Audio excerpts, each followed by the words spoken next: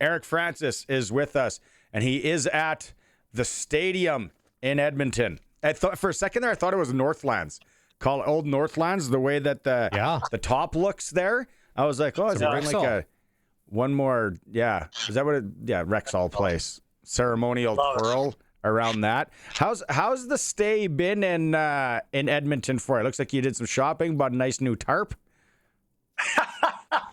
Yeah, no, this shirt's worth more than $20, so I couldn't have bought it in Edmonton. Anyway, yeah, great to see you boys. How's everybody doing? That's you know what, Eric, that's going to get you a fight in the moss pit instantly. If there's Edmonton fans, will be like, that's it. I have to fight Eric in his new shirt in the moss pit. That's it. It has to happen. I play it up like I hate Edmonton, and sometimes it's a joke, sometimes it's real. But look, it wouldn't be a Battle of Alberta if I didn't play into that stereotype a bit. But it's funny, I was sitting having dinner the other night with all the boys, and one of our faithful listeners to the Sports Cage came by and wanted to say that he loves our hits, and he bought us a round of shots, and it was great. And this has happened to me, like, this is the third time now when I'm on the road where someone from Saskatchewan who's clearly traveling to watch the same games I'm covering comes up and says hi. You guys, I knew you guys were a big deal. I just didn't know that it was international. You know what I mean? I love that he bought you shots. That is a Sasky thing. What did you go with? What kind of shot did you go with? You know, great Burt question. Reynolds. That's why you guys are so good. We had just had a Burt Reynolds. Funny, he bought. I was kidding about the Burt Reynolds. Okay, I was kidding about the Burt Reynolds. Okay. No, you don't. No, it's funny because somebody bought us Burt Reynolds, and I was like telling the guys. I was sitting with David Amber and Pierre LeBrun and all these guys. I go, guys, if someone just walked up to the bar and did this, and for those who are just listening on the radio, I'm holding my finger under my nose like as if I'm a mustache. And at Stampede, you just go to a bartender and just go, give me 8 of these. And they know that they're Burt Reynolds. That's how you order a Burt Reynolds, because of the mustache. Okay. And I don't know if you knew that, but I'm trying to, teach people. And and then this guy comes along and bought a Shafts, which is a very Calgarian thing. Yeah, I know what that is. Yeah, but I never had Shaft shooters. I've always had a Shaft is a full drink. There's caffeine. There's Kahlua. It's kind of like an espresso martini, but with a straw and ice, and you chug the whole thing. It gained prominence. Was invented in Calgary at one of my favorite restaurants, and you chug the whole thing with a straw. You sip it really quickly, and it kind of gives you a bit of a head rush because of the caffeine and such. So anyway, there you go. There's my the mixologist section of today's hit. First place I had a Shaft Mexican resort, and it was like late, like third, fourth day, and it's like, I got to get to bed. They're like, no, have one of these. It'll pick you up. And it was like a Jolt Cola back in the 80s, like full of caffeine. And I was like, I don't know how many of those a guy should drink. I think the guy and girl that I was with, they were on like their fourth ones. I was like, ugh, I don't know, but yeah. The Shaft. Oh, that's good. Yeah, we got listeners everywhere. This guy had to have been wearing some sort of denim. No denim jacket. No, we went with the golf shirt. That's pretty standard in at a sports bar sort of thing. Hey, to be, this might shock you. He looked normal. I don't. Maybe you didn't see that coming, but he looked like a normal dude. Great guy. Okay, let's get into hockey here. I love this segment. I mentioned it before we came in with you. Like, is it hard to believe that Carolina is on the verge tonight of being done, and Florida's on their way, driving their golf carts to the Stanley Cup final? Like, the dominance in that series is pretty, I don't know, kind of in retrospect, we go, yeah, well, of course, Florida is the best team in the tournament probably, and like, they're just dominating, and Carolina's got that incredible record of losing consecutively in 4 straight conference finals. They haven't won a single game. It's men against boys in that series. And, it really sets up an interesting debate that we're already having here in Edmonton over whether or not, the way the Oilers dominated basically the last 2 games. And I know the second period yesterday was a little lopsided for the Stars, but at the end of the day, they lost 6-0. And over the last 2 games, everyone's thinking, okay, it's obviously going to be a rematch between the Oilers and Florida, and who wins that? we're already at that stage because of the dominance we're seeing in both ends as to have, who's going to win that already. And I don't know the answer. A lot of people are talking, and I'm sure when you're having shots with your cronies there, the big names that you were with, like people are talking on sports radio and sports talk shows that Carolina is probably built the wrong way. And this is evidence of when you look too much at analytics, maybe, and not so much off play and feel and what Florida's built off. Do you buy into that at all? Yeah, I actually think there's something there. I haven't heard someone say that, but I think that's an interesting way of looking at it, because the general manager in Carolina is the biggest analytics freak in the league, right? And it's not about looking at someone in the eye or on the ice and deciding who he is. It's about looking at the numbers and then going from there. You look at a lot of these guys in Florida, a lot of them, you'd probably pick those guys based on the eye test, just looking at their character, seeing what their character's all about, seeing the way they play. They might not test as well or have as good of numbers, but boy, the sum of their parts is a whole lot more serious than the one in Carolina, that's for sure. Eric, I think the biggest thing, and to Barney's point about Carolina, it's all analytics and no heart. Florida's all heart. You see the other night at the end of the game, the Aho situation with Tkachuk. And there was a shot earlier, and Tkachuk sitting in the penalty box, and he's pointing at his head like, keep your head up and watch out. I'm watching this Dallas Stars team, and there's no pushback at all. And I don't know what it was like live, but I almost wanted to go grab Jamie Benn to be like, you're a monster of a man. Do something. Grab somebody. The Oilers are running roughshod over you. There is absolutely nothing coming back from Dallas. I agree. And I'll just caution, and I'll preface everything by saying, look, if the Stars, and it wouldn't be the biggest shocker of all time, were somehow to be able to win the game tomorrow, then we're looking at it with a completely different lens, right? And not suddenly Dallas is in the driver's seat because they have home ice advantage in a best of three. Listen, but the way it is right now, the way the last two games have gone, Ottinger's allowed 12 goals. There doesn't seem to be the physical pushback, certainly from the Stars. Like, I can't believe, like, Zach Hyman had 10 hits the other night. He's about to shatter the NHL record for hits in a postseason. And if I'd have given you a list of guys who were going to shatter the record this year in hits, I'm not sure Zach Hyman would have been at the top of it. But it's an amazing thing that he's done.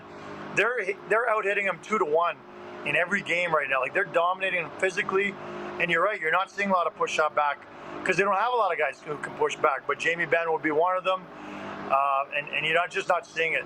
The Oilers, and over the last two games anyway, and really even the game one when the Oilers just imploded in the third period, the Oilers have beaten this team in every possible way. You want to talk special teams a little bit? You want to talk 5-on-5? It's an absolute obliteration. The Oilers are at the point now where I feel like they're a team that could beat you any way you want to play it. And that's a pretty significant like extra feather in their cap that I think they've added this year as they go into the playoffs.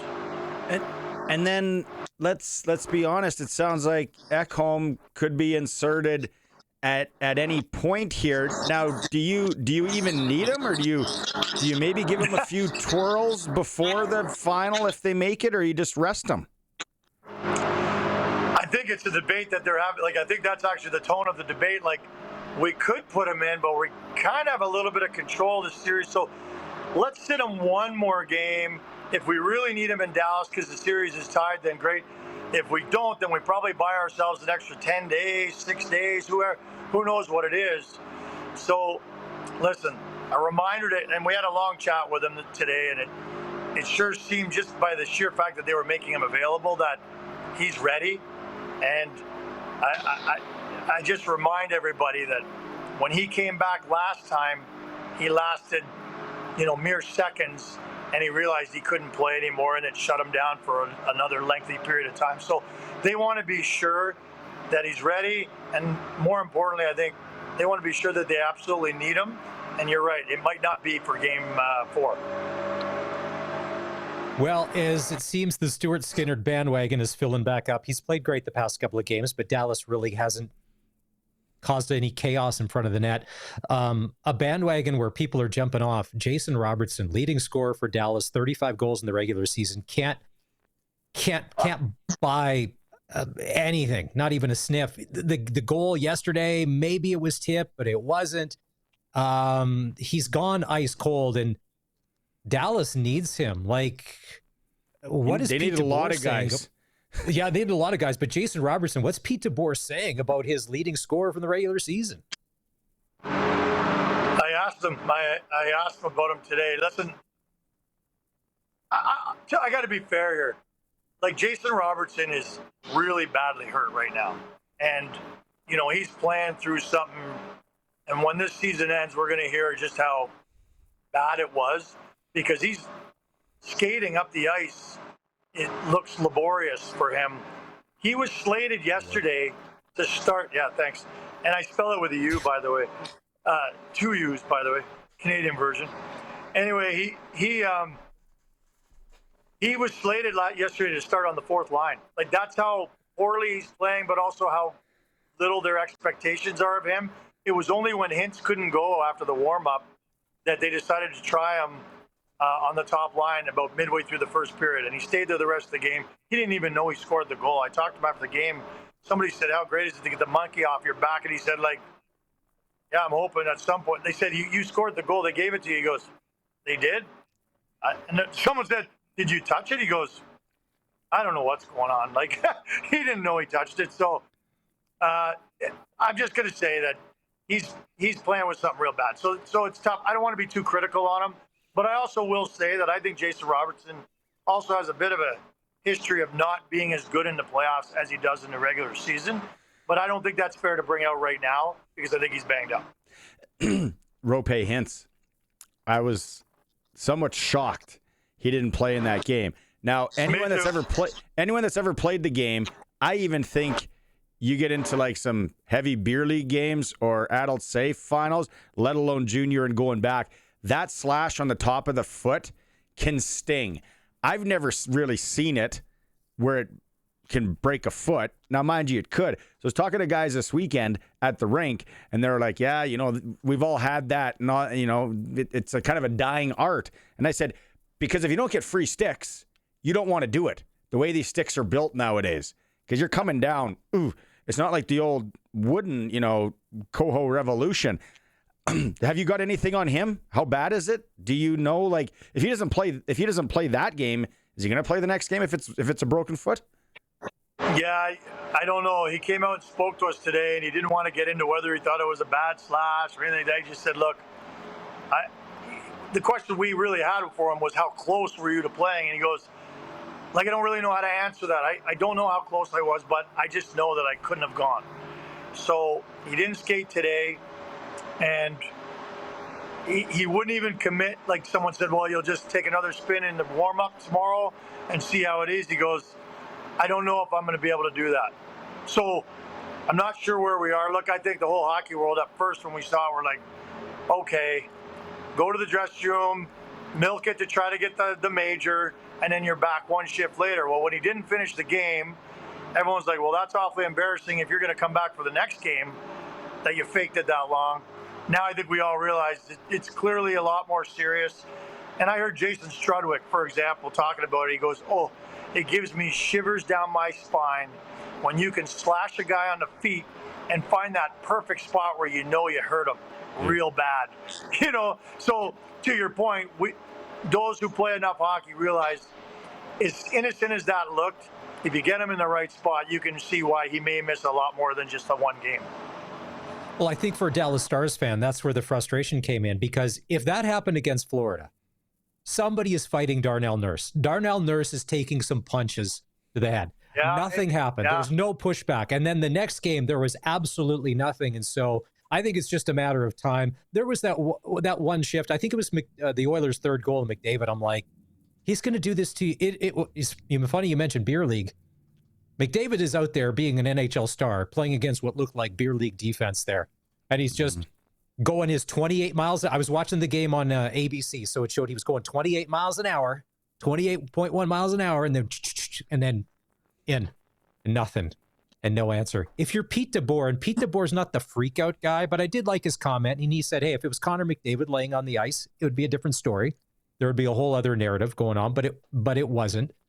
But then also, Pete, that's where you got to go behind closed doors and be like, all right, who's answering the bell for this? Like, who's sticking up for one of our best players? Sign somebody out of the moss pit. Yeah, it was tough for people in the moss pit fighting. Which, geez, Eric, I want to see a full piece on sportsnet.ca on moss pit people that have been arrested in the past 14 days. Full profiles, criminal history, if there's bail. Was it one of those quick, because the government's changed, like a no bail, cash bail situation? Are you going to help reform them? Or they get to live at your house in the summer and integrate back into society? Yeah, I would be very scared to weigh into the moss pit, but mostly because I'm Calgarian. And I can't fight either. There's that too. So, and I'm not drunk. So I'm not hitting any of the things you need to be in the moss pit. 0 for 3. Yeah, it sure looks fun when I walk by it, like at a safe distance. You can hear them many hours before the game, getting all hyped up and drinking their shafts and their Burt Reynolds and whatever else, fuel they can put in. Go do a hit. Go do a hit in there with that shirt on. I want to see how that goes. And then we'll see how many hits happen after that. Oh my God. Yeah, this ain't my town. Let's just say that. We'll just leave it at that. This ain't my town. Well, I saw one of the local TV stations, they were doing a story, and I don't know why the camera guy, and usually camera guys, they're TV reporters are a little, you've met enough of them, Eric, they're a little into themselves, right? But usually the camera dudes are super cool. But what I didn't get, there was this lady, she was doing a story talking to the crowd in the moss pit. And instead of taking a proper shot of the crowd, they have the porta potties in the background. So she's doing this interview about it with a super fan with the porta potties. And like, you could not turn like another 45 degrees and got the stage or the band or the crowd. No, all Edmonton porta johns lined up in all its glory. A quick question, because I wasn't paying attention because I'm not Mr. Analytics. If it is Florida and Edmonton, did Florida have a better regular season record with more points? Would they have home ice in the Stanley Cup final? I remember looking at this. I'm stumped. It's a quick Google, and everyone listening can do the work because we're not doing it apparently. Because there's three bums on this show that couldn't bother to Google it themselves. Edmonton had more points. Edmonton had more? Okay, I thought, and it was close, right? It was like 1 or 2 points, right? No. It was, I remember, no? Yeah, it was 3 points, yes. 3 points, yeah. Okay. Because I remember Dallas was only 1 point, I think, better than Edmonton. It was close. Anyway, yeah. So we'll open the final here in Florida, or in Edmonton, I mean. Yeah. Let's go. I might come to one. That's great. Is that cot still open? That's right. It's only $15 a night. I'll get the cot. Come on up. It's nice. Let's go. I almost just said my hotel, but I'm not saying it. Or you'd have all the Sasky people wanting to come for a parking lot beer. Yeah, that'll be good times. Yeah, that'd be fun. Hey, I'm wide open. Would love to have more drinks with the Sports Cage listeners for sure. But I'm not giving out my hotel name. That's for sure. All right. Have a good one. You guys get to do this again on Wednesday. And we'll know if it's one more going back to Dallas, which is hard to believe as well. Hey, listen to this. I was just looking at some numbers.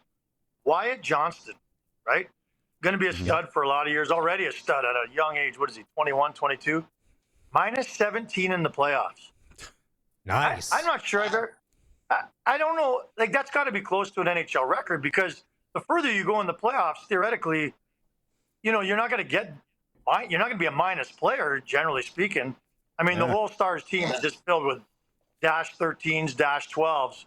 But that number just jumped out at me. And anyway, I just thought, there's my research for the hit. That's the only research I did for today. -13, -17.